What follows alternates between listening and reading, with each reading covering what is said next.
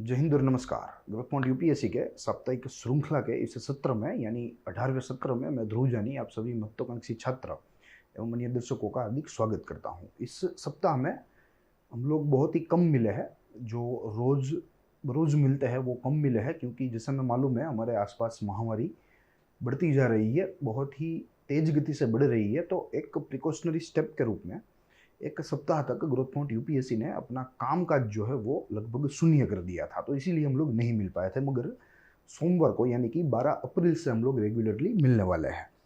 आज इस 18वें सत्र में, इस साप्ताहिक श्रृंखला के 18वें सत्र में, जैसे हमें मालूम है कि इस श्रृंखला का मूलभूत उद्देश्य कानूनों का अध्ययन है, ऐसे कानून जिन्होंने भारत के निर्माण में बहुत ही अहम भूमिका निभाई हो। तो ऐसे ही एक कानून को हम लोग यहाँ लेकर आए हैं जिसका नाम आपको दृश्यमान है। नाम आपको देखने से लगता होगा कि ये एंशियंट मॉन्यूमेंट्स और आर्कियोलॉजिकल साइट्स के साथ जुड़ा हुआ है, यानी कि जो प्राचीन इमारतें हैं, वो जो पुरातत्वीय स्थान है, जो स्थल है, उनको सुरक्षित करने वाला यह कानून है। क्योंकि हमें मालूम है भारत एक बहुरंगी देश है, बहु संस्कृतियों से बना देश है, ऐतिहासिक संस्कृतियों से बना देश है, एक ऐतिहासिक देश है।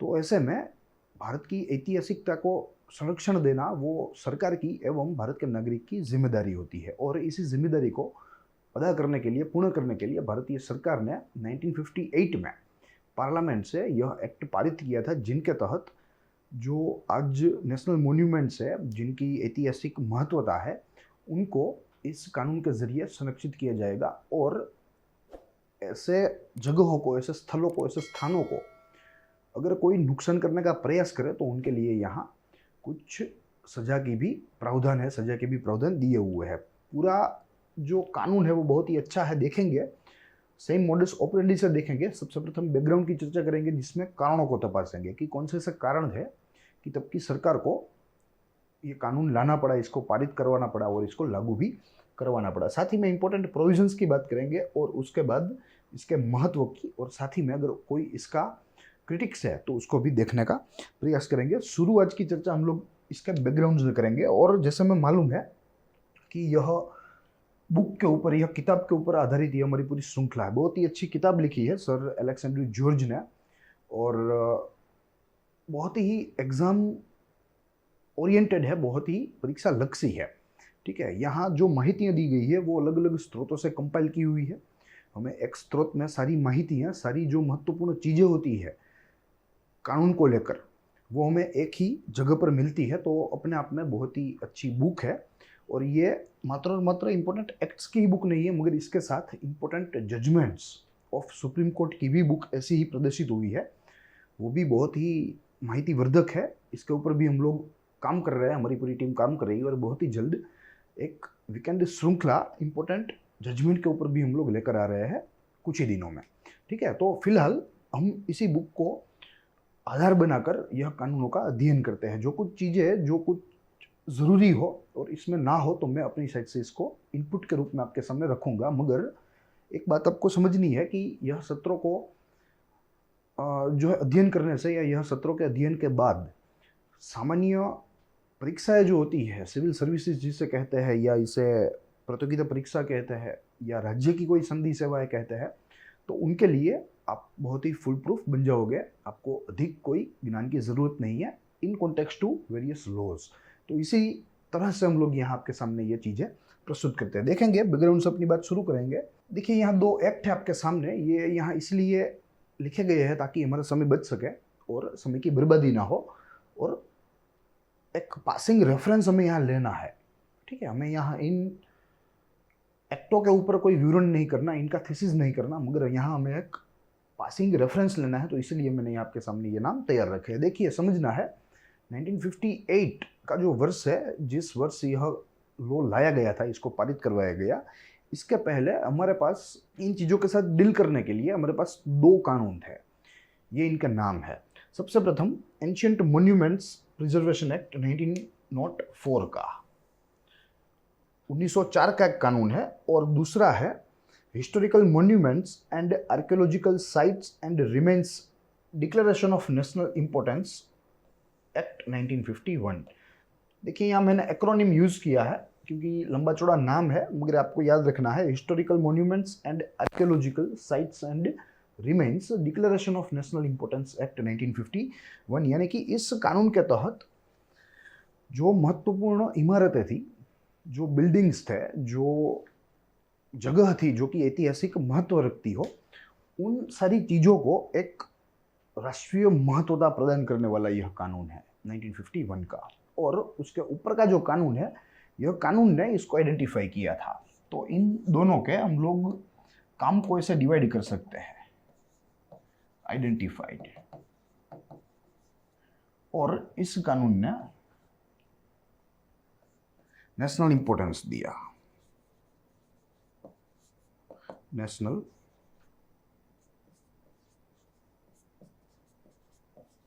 इंपॉर्टेंस। तो ये दोनों के फंक्शन है, ठीक है। मगर आज़ादी के पश्चात ये दोनों फंक्शन में काफ़ी कमियां देखने लगी, काफ़ी इसकी जो कमियां हैं वो सतह पर आने लगी। तो इसीलिए इन दोनों को मर्ज करके, या आप कह सकते हैं कि इन दोनों को नाबूद करके, आप दोनों ही चीज़ें कह सकते हैं, क्योंकि कुछ गुण दोनों लो के उसमें लिए गए हैं और कुछ उसमें बाहर से भी ऐड किए गए हैं। तो आप दोनों बोल सकते हैं, या तो इन दोनों को खत्म कर दिया या इन दोनों को मर्ज कर दिया। दोनों ही सही है अपने आप में, और एक नया कानून लाके हमारे सामने रख दिया जिसका नाम है ancient monuments and archaeological sites and remains act 1958, जिसमें आइडेंटिफिकेशन भी मिल गया और साथ ही में उसकी जो राष्ट्रीय महत्वता है उसको भी समझाया गया। और यह भंग करने पर, ऐसी जगहों को नुकसान पहुंचाने पर, ऐसी जगहों को जो है कोई प्रकार की क्षति पहुंचाने पर कानूनी प्रावधान भी है, सजा के कानूनी प्रावधान भी रखे गए हैं। तो ये पूरा सिनेरियो है, और इस तरह 1958 का एक्ट जो है वो हमारे सामने आ गया। देखेंगे क्या इसके उद्देश्य है, क्या इसमें महत्वपूर्ण प्रावधान है, सारी चीज़ों को यहाँ आइडेंटिफाई किया गया है। और साथ ही में मैं एक बात आपको बता दूं कि यह एक्ट बहुत ही संक्षिप्त है और लगभग 50 प्रावधानों का बना यह एक्ट है, यानी कि 50 प्रोविजंस, और प्रत्येक चीज के लिए एक अलग सा चैप्टर है, चैप्टर वाइज। अगर नेशनल मॉन्यूमेंट्स की बात हुई तो चैप्टर वाइज, अगर एंटिक्विटी की बात हुई तो chapter wise, protected areas, protected buildings की बात हुई तो वो भी एक अलग से चैप्टर में है। तो इस तरह कुछ चैप्टर वाइज इसका वर्गीकरण हुआ है, और पूरा एक्ट आज हम बहुत ही संक्षिप्त रूप से जो मुख्य प्रावधान है, जो महत्वपूर्ण बातें हैं, वो हम लोग देखने का प्रयास करेंगे। अब इसके पहले हमें समझना है कि एंशिएंट या आर्कियोलॉजिकल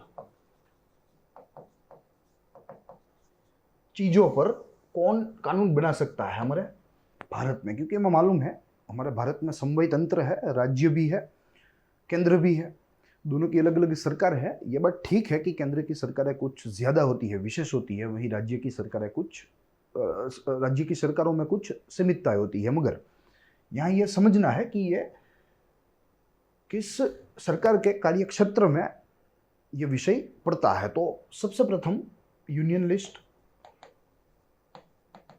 फिर आता है स्टेट लिस्ट, और फिर आता है कंकरेंट लिस्ट।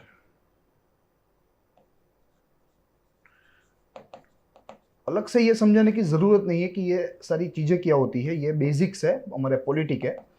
और मैं समझता हूँ और आशा भी रखता हूँ कि एक सनदी सेवाओं के एक सीरियस छात्र होने के नाते आपको ये सारी चीज़ें मालूम होनी चाहिए। क्या यूनियन लिस्ट होता है, संघीय आदि से कहते हैं, या संघ सूची कहते हैं, कहीं कहीं केंद्र सूची भी कहा जाता है।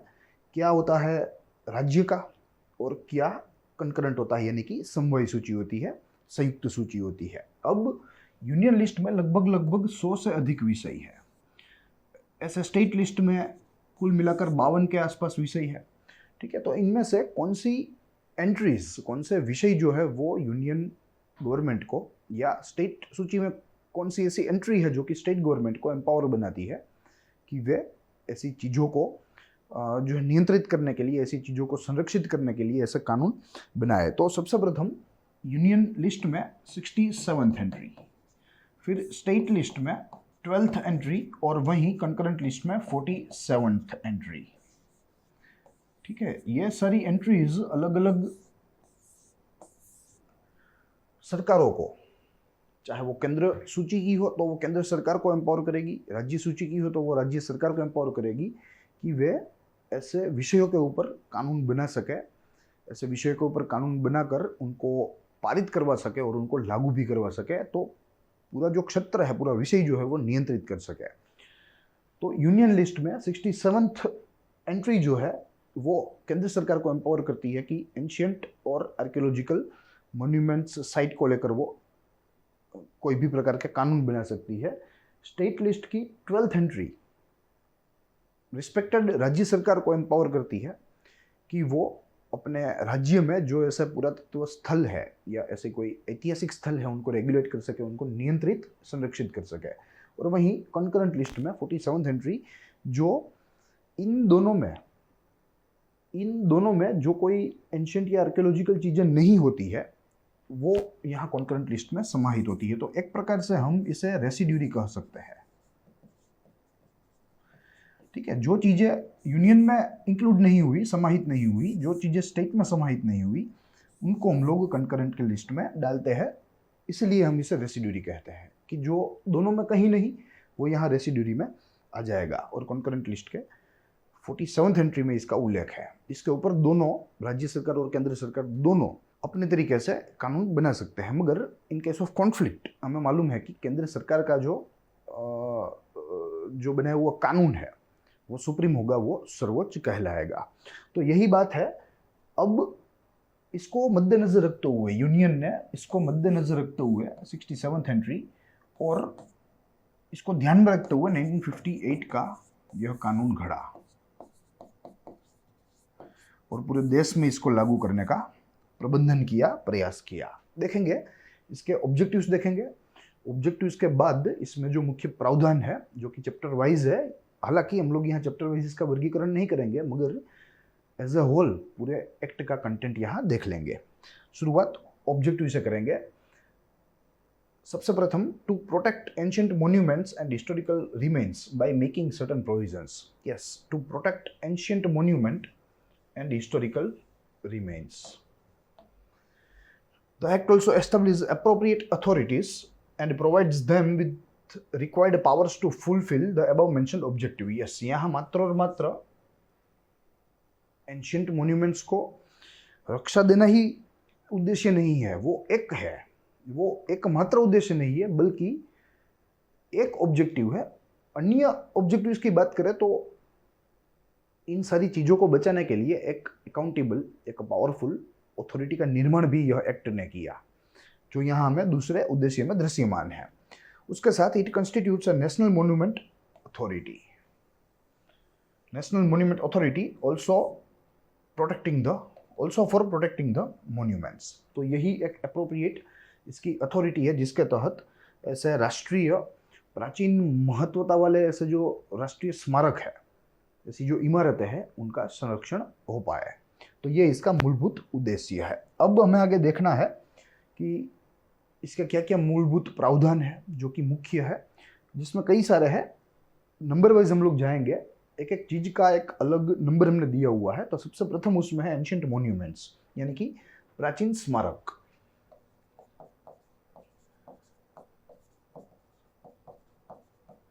देखेंगे, act defines the word ancient monuments under section 2A, under section 2A of this 1958 act. इसमें यह एंशिएंट मॉन्यूमेंट्स के शब्द को व्याख्यायित किया गया है।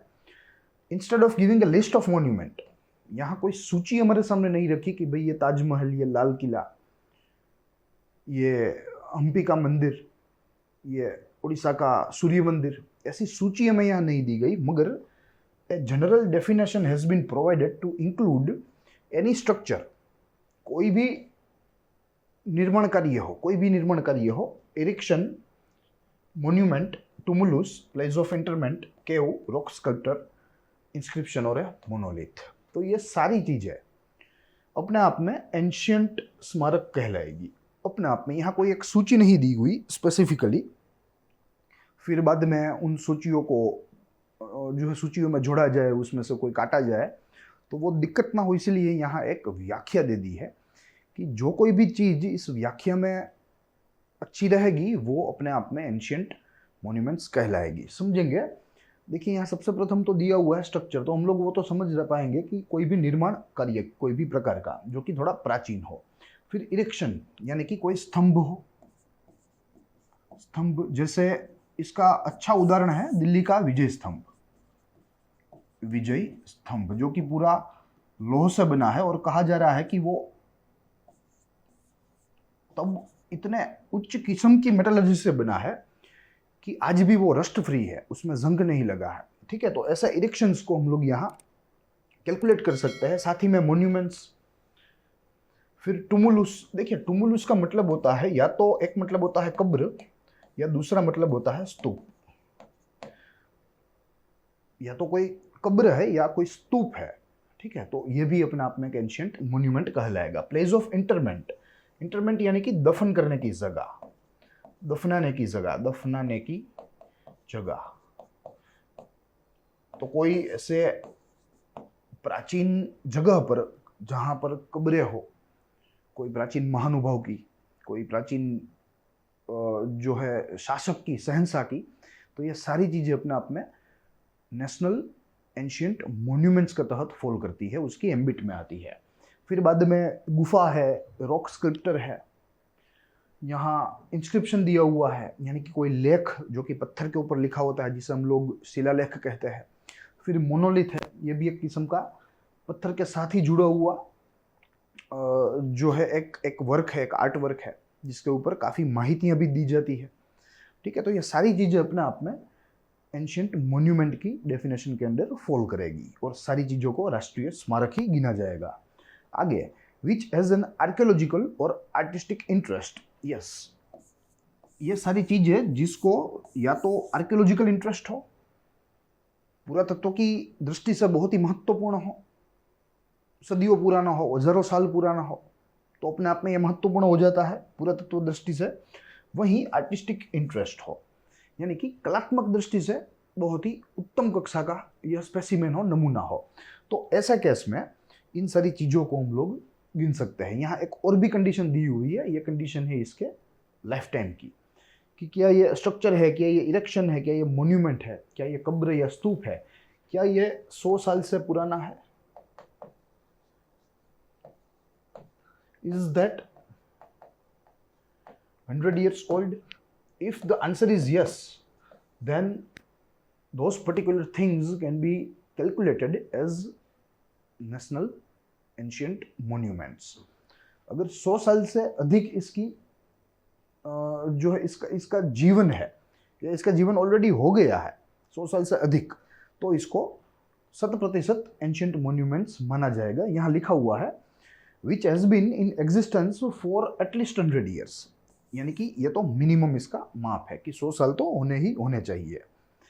फिर आगे it would also include remains of an ancient monuments, site of ancient monument, any portion और land required for protecting the monument. Yes, ये सारी चीज़ों को भी समाहित करता है जिसमें खंडेरों का भी जो है इंक्लूजन होता है, उसका भी समावेश होता है, या ऐसी चीज़ है जो कि साइट के रूप में माना जाता हो। पहले वहाँ कोई मंदिर होता था, फिर बाद में आज वहाँ मात्र और मात्र मैदान ही होता है, या प्राचीन समय में वहाँ कोई एक बड़ा सा नगर होता होगा और आज वहाँ मात्र और मात्र जो है एक मैदान है। तो ऐसी सारी चीज़ों को अपने आप में एंशियंट मॉन्यूमेंट्स कहा जाता है। और ऐसी जगह भी, जो जगह बहुत ही ज़रूरी हो ऐसे एंशियंट मॉन्यूमेंट्स को प्रिजर्व करने के लिए, इसको संरक्षित करने के लिए, ऐसी सारी जगहों को भी अपने आप में नेशनल मॉन्यूमेंट्स का करार दिया जाता है, ताकि कोई व्यक्ति उन जगहों को छीन ना सके। अगर वे जगह छीनी गई तो ये एंशियंट मॉन्यूमेंट्स को भी नुकसान हो सकता है। तो इसलिए इन सारी चीज़ों को ध्यान में रखते हुए यह प्रथम वर्ग में हमने एंशियंट मॉन्यूमेंट्स और उसकी व्याख्या देखी, कैसे एंशियंट मॉन्यूमेंट्स हो सकते हैं, उसको जानने का प्रयास किया। अब दूसरी वर्ग की बात करें, दूसरे चरण की बात करें, तो एंटिक्विटी, ये भी एक प्रकार का प्राचीन वस्तुओं के लिए यूज होता, उपयोग में लिया हुआ शब्द है। प्राचीन वस्तुओं के लिए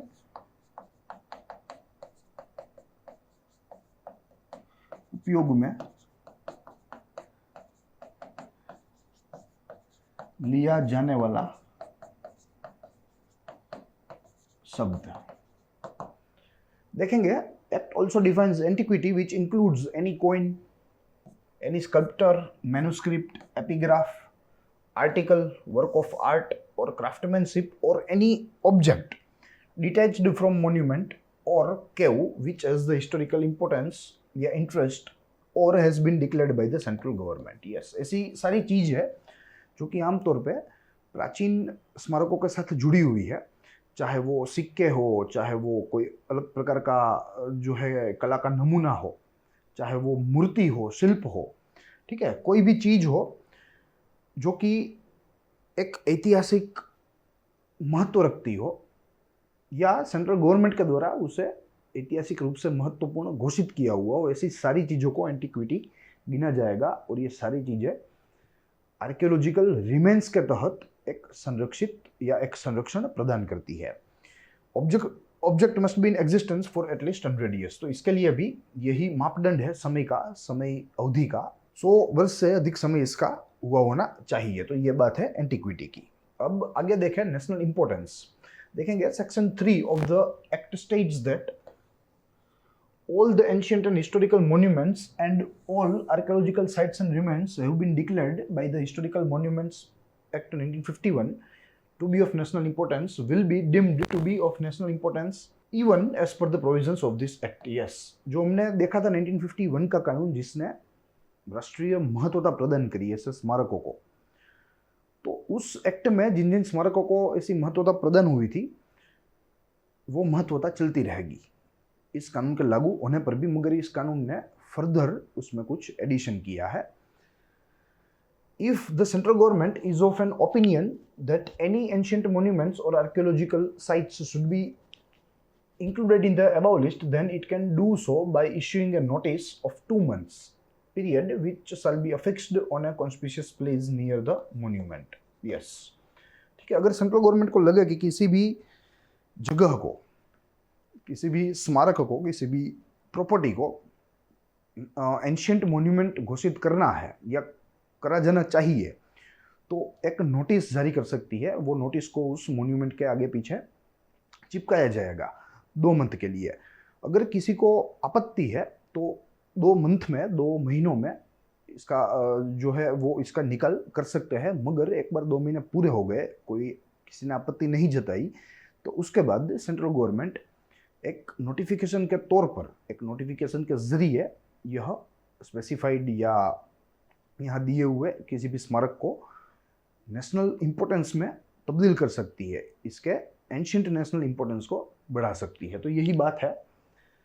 any person interested in the monument में ऑब्जेक्ट द सेम, मगर ये सारी चीज़ें 2 मंथ में हो जानी चाहिए। After the expiration of 2 month the government considering the objection decided whether the monument is of national importance और not and declare the same in the official gazette. यह नोटिफिकेशन ऑफिशियल गेजेट में आ जाएगा, यानी कि भारत के राजपत्र में।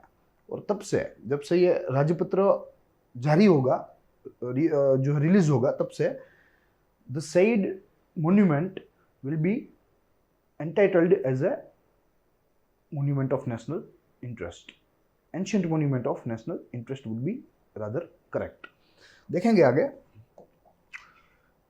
Categorisation and classification of monuments and sites. देखिए यहाँ वर्गीकरण कैसे किया हुआ है, इसका हमें यहाँ आइडिया मिलता है यह चौथे वर्ग से। देखेंगे central government on the recommendation of an authority provides the categories in relation to the monuments and sites declared as of national importance. The division shall be on factors such as historical, archaeological or architectural value or any other relevant factors. तो काफ़ी सारे आधार लिए हुए हैं यहाँ वर्गीकरण के लिए, और इन आधारों पर हमारे यह जो राष्ट्रीय स्मारक होते हैं, जो कि प्राचीन महत्वता वाले होते हैं, उनको वर्गीकृत किया जाता है। This category shall be published by the central government and made available to the public on its website और बाय सच अदर मीन्स। काफ़ी सारी सोर्सेज है जहाँ से हम लोग ऐसे मॉन्यूमेंट्स का लिस्ट निकाल सके। आज भी इंडियन जो गवर्नमेंट है, गवर्नमेंट ऑफ इंडिया, उसके मिनिस्ट्री ऑफ कल्चर के पोर्टल पर भी हम लोग ये माहितियाँ बहुत ही अच्छी तरीके से देख सकते हैं। तो सरकार ने सब सारी चीज़ें सार्वजनिक करके रखी है। और उसके आधार हमने यहाँ देख लिए, हिस्टोरिकल होगा, आर्कियोलॉजिकल होगा, आर्किटेक्चरल होगा।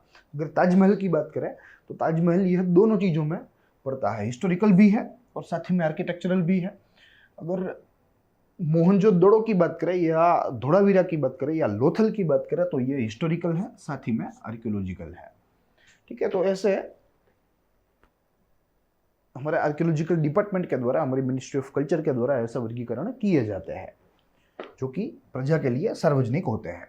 आगे देखें तो प्रोटेक्टेड मॉन्यूमेंट्स की यह बात आएगी। The director general with the sanction of the central government will acquire rights in the monument. Yes, director general,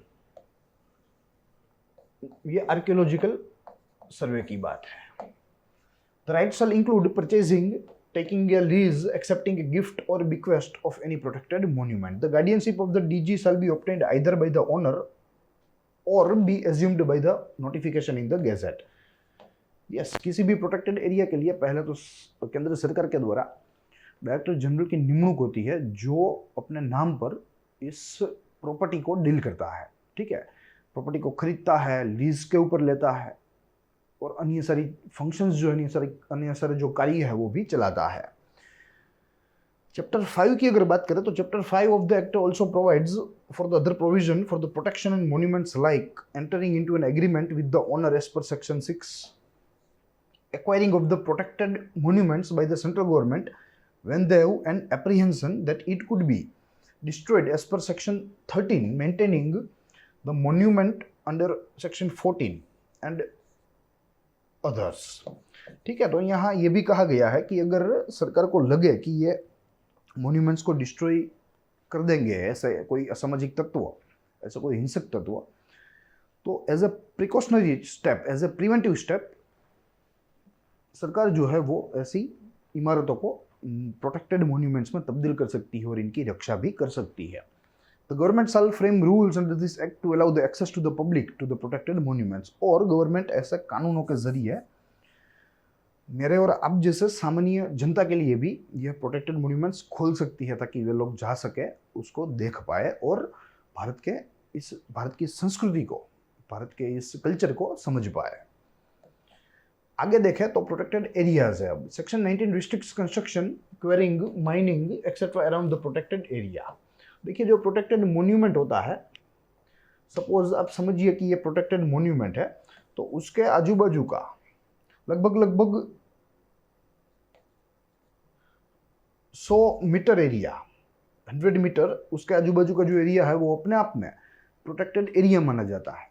जैसे ही ये बीच वाली चीज प्रोटेक्टेड मॉन्यूमेंट हो गई तो उसके आजू बाजू का जो 100 मीटर्स का जो एरिया है वो अपने आप में प्रोटेक्टेड एरिया बन जाएगा, ताकि कोई यह जमीन को पाकर इस मॉन्यूमेंट को हानि ना कर पाए, इसको क्षति ना पहुंचाया जाए। इसलिए यह 100 मीटर वाली प्रोविजन यहाँ रखी गई है। This protected area shall be extended to 100 meters in all direction from the monument.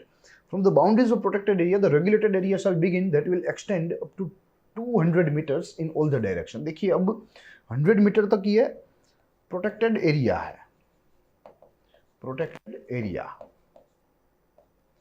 ये प्रोटेक्टेड मॉन्यूमेंट है, प्रोटेक्टेड मॉन्यूमेंट। अब यहां से 200 मीटर चारों दिशाओं में, जहां प्रोटेक्टेड एरिया खत्म होता है वहीं से रेगुलेटेड एरिया शुरू होता है, जो लगभग 200 मीटर तक फैला होता है चारों दिशाओं में। रेगुलेटेड एरिया, मॉन्यूमेंट्स के पास जाना ही मना होता है। 100 मीटर में no activity, no construction, no quarrying, no mining, और उसके 200 मीटर में भी कुछ एक्टिविटी के ऊपर यहाँ पाबंदी लगी होती है। ठीक है, तो ये प्रोटेक्टेड एरियाज की बात है। अब आगे देखें तो हमें नेशनल मॉन्यूमेंट अथॉरिटी की बात करनी है, जो कि इस कानून ने जो है, इस कानून के द्वारा इसकी स्थापना हुई थी। The central government shell constitute a national monument authority under section 20F of this act. The authority shell consist of A chairperson who will be appointed by the president. ये महत्वपूर्ण बात है, आमतौर पर हमें पूछे जा सकते हैं ऐसे सवाल, कौन किसकी नियुक्ति करता है, कौन किसको अपना इस्तीफा देता है, ऐसे सवाल आमतौर पे हमें पॉलिटी में पूछे जाते हैं। On a whole time basis having experience and expertise in the field of archaeology, यानी कि आर्कियोलॉजी के क्षेत्र में से ही जो कोई महानुभाव है उसको प्रेसिडेंट नियुक्त करता है इस नेशनल मॉन्यूमेंट अथॉरिटी के चेयरमैन के अध्यक्ष के रूप में, और ये फुल टाइम इसका जॉब रहता है। The selection committee appointed under section 20G will appoint 5 whole time and 5 part time members to the authority, यानी कि एक अध्यक्ष रहा, उसके साथ 5 स्थायी सदस्य और 5 हंगामी सदस्य, यानी कि टेम्पररी वंस या पार्ट टाइम कह लीजिए। तो कुल मिला के 11 लोगों की यह कमिटी बन सकती है, ये इसकी स्ट्रेंथ है। The DG shall be the ex officio, यानी कि बाय डिफॉल्ट जो डीजी रहेगा ये उस कमिटी का चेयरमैन रहेगा। The tenure of every member including the chairperson shall be for 3 years and they would not be eligible for reappointment. ये बहुत ही महत्वपूर्ण प्रावधान है, और ऐसा प्रश्न आमतौर पर पूछे जाते हैं कि निम्नलिखित वाक्यों में से नेशनल मॉन्यूमेंट अथॉरिटी के साथ जुड़े हुए वाक्यों के ऊपर, कथनों के ऊपर आप विचार कीजिए। तो ऐसे प्रश्न जो है वो यहाँ से निकल सकते हैं, ये आपको ध्यान में रखना है। ये बात रही नेशनल मॉन्यूमेंट अथॉरिटी की। अब आगे देखें तो the authority shall have the function to make recommendation to the central government for grading and classifying of protected monuments, suggest measure for the implementation of the act, oversee the working of competent authorities and perform such other functions as started under section 20I of the act, यानी कि सारी जिम्मेदारी इस authority के ऊपर है, और ये अथॉरिटी सेंट्रल गवर्नमेंट को गाइड कर सकती है। ये बात ठीक है कि सेंट्रल गवर्नमेंट बंधा नहीं है इसकी सिफारिशों को मानने के लिए, मगर ये सिफारिश केंद्र सरकार को जरूर दे सकती है। The authority shall have power of the civil court under civil code of procedure for trying a suit. Yes, अगर कोई सिविल मामला है तो ये इसको निपटा सकती है आर्कियोलॉजिकल मॉन्यूमेंट्स के साथ, हिस्टोरिकल मॉन्यूमेंट्स के साथ अगर जुड़ा हुआ है तो। मगर अगर क्रिमिनल है तो ये हमारी मेन स्ट्रीम कोर्ट में ही जाएगा। अब आगे देखें तो 8वां मुद्दा यहाँ है आर्कियोलॉजिकल एक्सकावेशन, यानी कि जो उत्खनन कार्य होता है। हमें मालूम है कि पूरे देश में उत्खनन कार्य होते रहते हैं, और दिन प्रतिदिन इसमें काफ़ी अपडेट भी आते रहते हैं। जो कुछ चीज़ें हमें आज स्पष्ट हो रही है, ये सारी चीज़ें इस उत्खनन एक्सकावेशन को आभारी है। देखेंगे archaeological officer or any officer authorized by him or any person who has been granted a license under this act after giving a notice to the collector and owner shall enter and make excavations in the protected area. Yes, ठीक है। जो कोई archaeological पुरातत्व अधिकारी हो या ऐसे अधिकारियों के द्वारा निमा गया या नियुक्त किया गया कोई अन्य व्यक्ति हो, वो उस प्रोटेक्टेड एरिया के कलेक्टर वो उस एरिया के ओनर को एक नोटिस देकर उस क्षेत्र में जो है प्रवेश कर सकता है और अपना खुदाई का काम वहाँ शुरू कर सकता है। Where an officer believes that any relics are present in a non-protected area, he can make excavation after following the aforementioned procedure. अगर किसी अधिकारी को ऐसा लगता है कि जो कुछ चीजें हैं जो पुरातत्व दृष्टि से बहुत ही महत्वपूर्ण है, अगर वो कोई नॉन प्रोटेक्टेड एरिया में पड़ी है, तो जो ऊपर की हमने यहाँ कंडीशंस की बात की कि वो कलेक्टर और उस जगह के ओनर को नोटिस देकर अपनी कामगिरी शुरू कर सकता है, तो यहाँ भी नॉन प्रोटेक्टेड एरिया में भी by same procedure any archaeological officer can advance his work. तो यही बात है। 9th मुद्दे की बात करें तो यहाँ पनिशमेंट फॉर कंस्ट्रक्शन है। Any person indulging in any construction activity in A prohibited area, चाहे वो नेशनल मॉन्यूमेंट का एरिया हो, चाहे वो प्रोटेक्टेड एरिया हो, चाहे वो रेगुलेटेड एरिया हो, shall be punishable with imprisonment for maximum of 2 years। महत्तम 2 वर्ष का कारावास मिल सकता है, साथ ही में 1 लाख रुपए तक का आर्थिक जुर्माना भी लग सकता है। Any person indulging in any construction activity in a regulated area either without the permission of the competent authority or beyond the permission granted shall also be punished। Yes, तो यही बात है। और ऐसी संरक्षित जगहों को, ऐसी महत्वपूर्ण ऐतिहासिक महत्वपूर्ण जगहों को रक्षित रखने के लिए, संरक्षित रखने के लिए ऐसे कानून बनाए जाते हैं और इसमें भी ऐसी सजा के प्रावधान रखे जाते हैं। तो ये था आज का लेख। अब आगे अगर इम्पोर्टेंस और क्रिटिसिज्म की बात करें तो इम्पोर्टेंस में एक ही मुद्दा है। बहुत ही अच्छा एक्ट है जो कि भारत के जो प्राचीन हमारी जो विरासत है, जो हमारी लेगेसी है, उसको संरक्षित करने वाला ये लेख है। तो बहुत ही उम्दा है, बहुत ही महत्वपूर्ण है। अब क्रिटिक्स में इसका एक क्रिटिक्स है जो कि हमें दृश्यमान होता है, और ये वो है कि ये प्रोटेक्शन की बात तो करता है ये एक्ट, किसी भी ऐसी एंटी सोशल एक्टिविटी से इसको प्रोटेक्ट करने की, ऐसे एंटी सोशल एलिमेंट्स को पनिश करने का तो यहाँ प्रावधान है, मगर जो कोई प्रावधान यहाँ नहीं है, गैरहाजिर है, वो प्रावधान है जो नुकसान ऐसे जो है मॉन्यूमेंट्स को, ऐसी इमारतों को, ऐसी जगहों को, ऐसे स्थानों को जो नुकसान प्रदूषण के द्वारा होता है, ठीक है, उसके लिए यहाँ एक्ट में कोई भी प्रावधान नहीं है, कोई भी जिक्र नहीं है, कौन जिम्मेदार है उसका भी जिक्र नहीं है। तो ये अपने आप में विशेषज्ञों की नज़र से ये अपने आप में इस एक्ट का या इस कानून का एक सबसे बड़ा गैरलाभ है, ये सबसे बड़ा इसका क्रिटिक कह लीजिए। पोल्यूशन इश्यू नॉट एड्रेस्ड, तो ये अपने आप में इस एक्ट का एकमात्र क्रिटिक है, ठीक है। तो ये बात है, आज हमने इस पूरे एक्ट को देखा और समझा कि कैसे भारत जैसे ऐतिहासिक देश में, जहाँ भारत की संस्कृति ऐसी फली फूली हो, अनगिनत संस्कृति हो, और इस संस्कृति को अपने हृदय में बनाए हुए ऐसे काफ़ी प्राचीन इमारतें, प्राचीन मॉन्यूमेंट्स भारत में खड़े हैं, तो इन सारी चीज़ों का संरक्षण अपने आप में भारत के लिए बहुत ही फायदेमंद साबित होगा। और जैसे मैंने शुरुआत में ही कहा कि ये मात्र और मात्र ऐसा मॉन्यूमेंट्स का ही रक्षण नहीं है, मगर ये अपने आप में एक पूरी संस्कृति का रक्षण है, एक संस्कृति, ऐसी संस्कृति जिसने भारत के आज के समाज का निर्माण किया। तो आज इतना ही मेरी तरफ से। हम लोग मिलेंगे अगले हफ्ते अगले नए कानून के साथ, एक नए अभ्यास व विश्लेषण के साथ। तो तब तक के लिए देखते रहिए वर्तमान यूपीएससी।